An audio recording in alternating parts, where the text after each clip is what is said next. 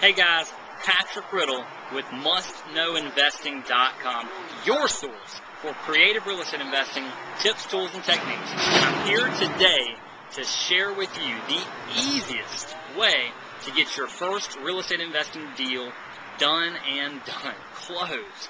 And we're going to talk about the difference between working with listed properties, working through agents, or working with non-listed properties, negotiating direct with sellers.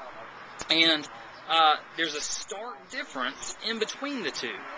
We're going to go over many reasons why, and we'll start off and just say that if you have an abundance of resources, if you have perfect credit and available cash to close a deal, then working with listed properties, maybe that is the easiest way for you to go. But if you do not have an abundance of resources, then working with properties that are not listed is by far the easiest way to get that first deal done, and I'm going to tell you why. The main reason is because you don't have to play by the traditional rules if you're dealing direct with sellers rather than through agents, because agents have their typical ways of doing things that are stuck in their heads, that are in direct contrast to how we creative real estate investors think and act. A few points here to go over. First off, earnest money. Typically, with listed properties, the standard for earnest money that you have to put down to get into the deal is 1% of the purchase price. So an agent's probably going to expect you to put $1,000 down as earnest money on a property that could be non-refundable, that if you don't close you could lose, to get into the deal. We as creative real estate investors, when dealing direct with sellers, we usually put $10 or $100 down in earnest money, and the way our contract states, our closing attorney holds those funds until the actual closing, when if we close on the deal, then it passes. If not, we get those funds back. So by dealing direct with sellers, we're not risking any earnest money. Alright, second, closing time. Traditionally, realtors will have, typically through listed properties, the standard thing is 30 days to close. That's what you see on most traditional contracts. And in the creative real estate world, when you're negotiating with the seller, it's up to you to define the time frame for the contract, for the closing. So to ask for 45 days, 60 days, 90 days is not unusual, because you make the deal however it makes sense for you. Try asking for 90 days to close on a traditional listed residential real estate transaction. They're gonna laugh you off the block. Using an out in a contract.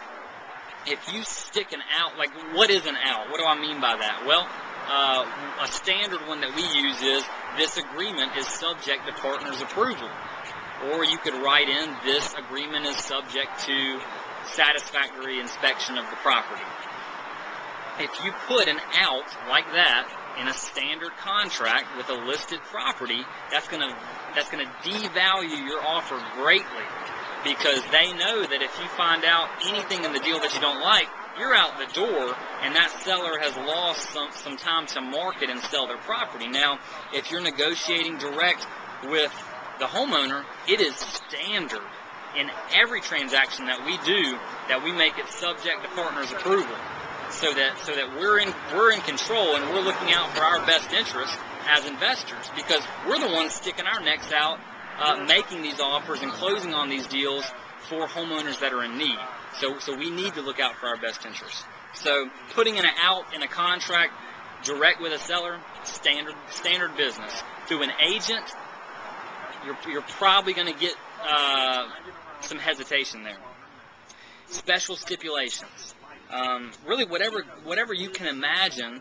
For instance, if you wanted to, in putting together your first deal, if you wanted to contract the property and then seek a buyer, seek another investor to purchase it from you and either assign it or wholesale it, then in the special stipulations, you could write, if you're negotiating direct with the seller, you could say, say this agreement is subject to finding a suitable buyer for the property.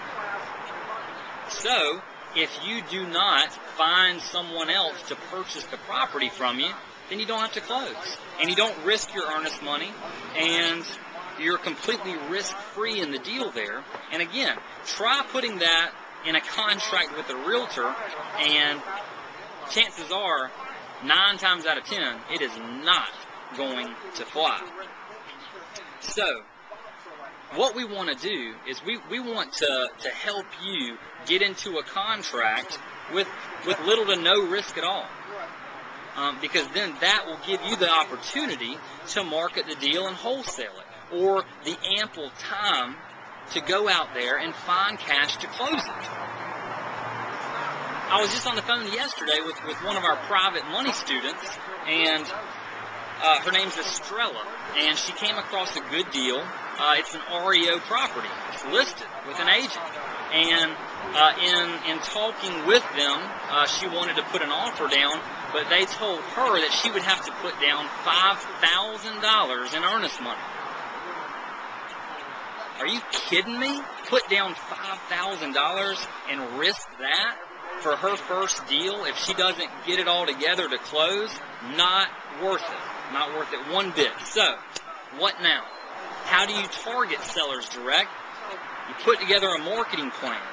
A marketing plan, that means that consists of several different strategies to get sellers calling you. That's where you want to be.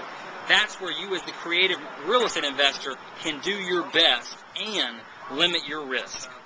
Patrick Riddle with Must Know Investing. If you got any questions, shoot them over to me. Patrick at mustknowinvesting.com. We'll see you next time.